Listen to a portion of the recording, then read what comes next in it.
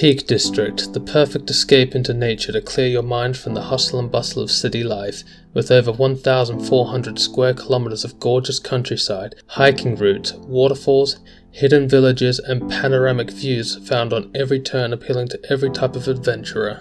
I was fortunate enough to make a day trip with some friends who haven't explored anywhere outside of London before, hiring a car and exploring as much as we could in a single day. Unfortunately, on this occasion the weather was not in our favour as we decided to go during the recent storm Eunice, but despite that we still managed to get quite a lot done and most importantly, have lots of fun. Peak District National Park is located approximately 160 miles north of central London and can be accessed by car or train. However, I'd personally recommend driving if you want to fit as many sites in during the day. I'd only recommend taking a train if you intend to cycle around the national park. Why I also do not recommend taking the train is due to how expensive public transport is in the UK. The cost of a day trip to the Peak District via train on weekends is upwards of £85 return and £135 return on weekdays. Trains will also not allow you to reach the destination with ease nor arrive at sunrise or sunset, which is the best times to be at the park. My friends and I instead booked a 7-seater zip car from London, totalling approximately £225, which we split 6 ways, resulting in a much cheaper trip for all of us, and we were able to enjoy our company, play the music loudly and make our own way through each stop.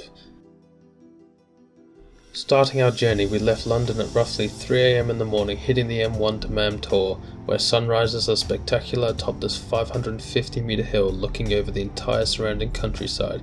I've been here once before, back in November 2021, where the views were stunning, although I was so cold I couldn't even hold my phone to film, hence why I undertook this return journey with my friends.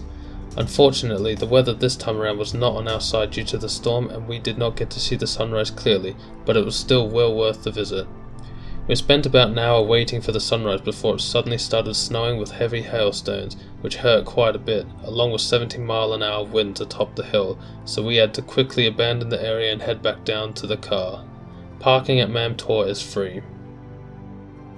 Approximately 30 minutes away you'll find yourself at Derwent Dam and reservoir. One of the highlights of this area is the vast array of different hiking routes, ranging from beginner routes as little as 4 kilometers up to lengthy 20-kilometer routes. Although all routes are fairly flat and safe, there's no climbing or difficult terrain anywhere around here. Natural beauty all around. There is parking nearby costing £5 for a full day, with options to pay by cash or card.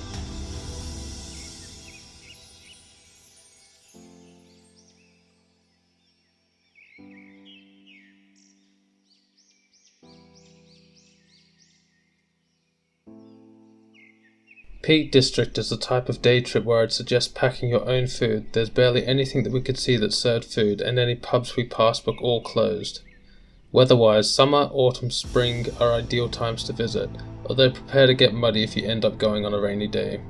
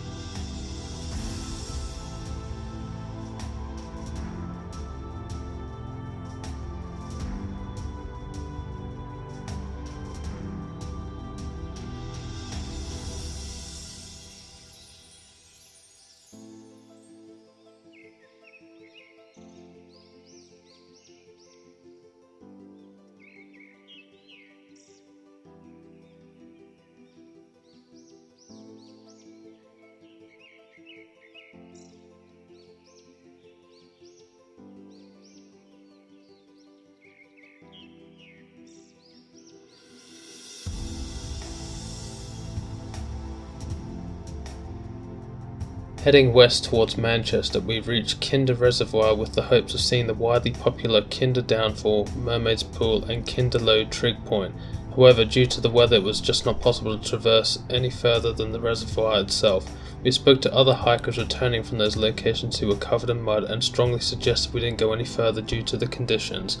Regardless of this, the sheer amount of viewpoints and countryside, overlooking the dam was spectacular enough.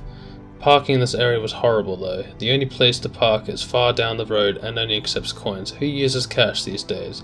There is free parking on the street across the road, although all the spots were taken and I had to squeeze in on the end.